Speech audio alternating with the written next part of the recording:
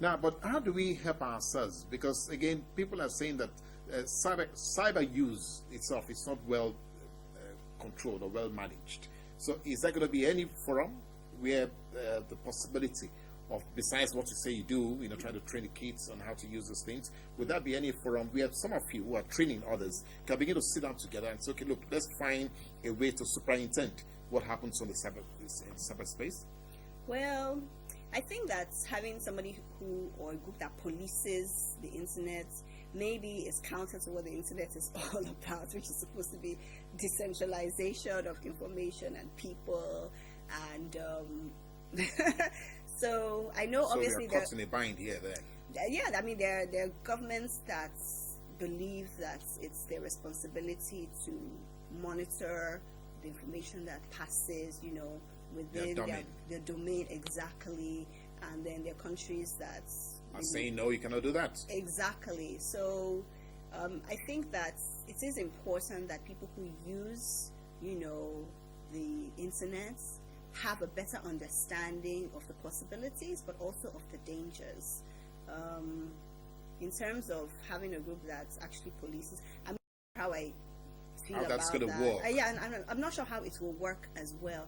Obviously, you can always track like IP addresses. You can see where a visitor is coming from. So, for instance, I go to certain websites. Maybe I want to purchase something, and they say, "Oh, we can see you're coming from Nigeria. We don't accept transactions from Nigeria." That has happened to me a couple of times. Exactly. So, so obviously, things like that happen. But I think that as users, we need to take, and also as educators, we need to take a responsibility of understanding what these tools are all about. Yes, it's great. You have access to limitless information, but still you may not want to put so much information about yourself out there, depending on how comfortable you are. Some people are very aware of the dangers, and they're still very comfortable putting pictures of themselves and their children there. And their cars and Some things. people are, as long as you are aware and you take that responsibility, fine. So I think that. So you run the risk. Yeah. Okay, now, Ore, you also just made a point in passing, the question of educators.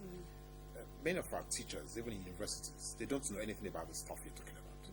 So are you doing anything to help that, to bridge that gap? Because, it's just showing that some, university graduates, they come out, it's only when they come out from university that they even know how to run a computer. So how can we bridge that gap?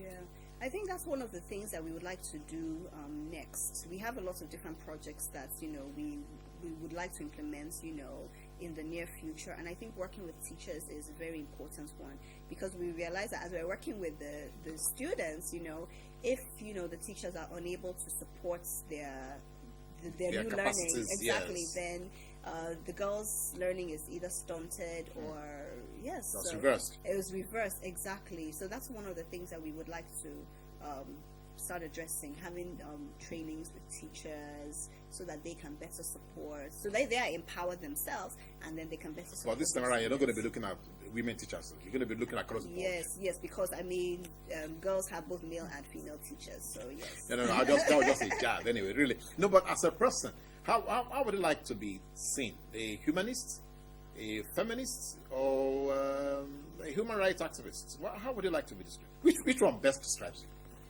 What's your definition of humanist? Well, somebody who is just cautious or concerned about every human problem, really. Well, I don't know if you can be concerned about every human problem. I think that can be beyond your scope as an individual. For me, I think I'm very committed to women and girls living empowered lives. To me, that's very important. And I think that it's very important that women and girls have access to the same opportunities, the same rights as men do. So I suppose maybe in that case you would call me a feminist, because I believe that we should have access to those equal access to opportunities and to the same rights. Now, if you are a feminist and you are going to now have to sit in the jury, though we don't have a jury system here in Nigeria, but that's just emerging that we have such a possibility. And here is a 13-year-old girl that's been asked to go and marry the 45-year-old woman. So what's going to be her position? Well, I'm sure you can guess. I'm sorry, I would not be for it at all, I think. 13 is too young. No, to but be some married. people say that it's a question of maturity and question of consent. That if parents can give consent and the child is matured enough because she has the physique of a woman, then that should be sufficient.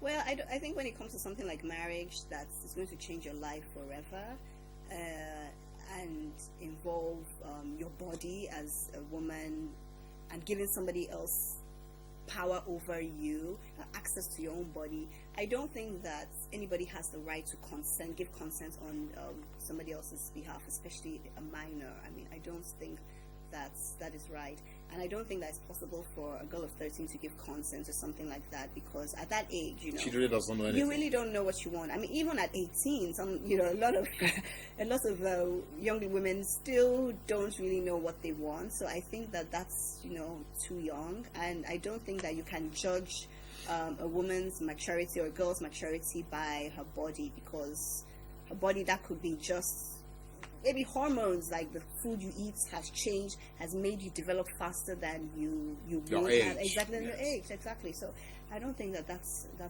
judge of. I like that. Now, but let's talk about women again and ICT. So, how are we going to encourage more women to get into technology, not to be scared of dealing with computers and not to be locked down, just doing pinging? How are we going to do that? I think number one, coming for programs like ours, and the technology camp was so much fun. I mean, I can say that even as me, who was not a student. You enjoying but yourself? I enjoyed myself. I had so much fun, and the girls had a lot of fun. I mean, they learned things that they could never imagine. On the graduation that we had at the end of the camp, we had an exhibition where we set up laptops and the girls were showing the things that they had created. Yes, they did. It was really amazing. And people could not believe that. What? A girl had designed a calculator.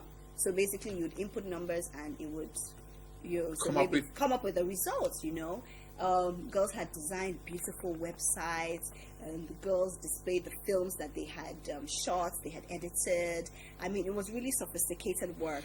They showed the animations they had created. Well, so, I'm getting a little bit excited now. And my producer is also getting worried that if we continue here, we'll probably not be able to finish today. So, all right, it's been such a marvelous pleasure Thank you so having you much. on this show. We enjoy that. I hope that next camp, you're going to do it for boys and for men, and not for girls anymore.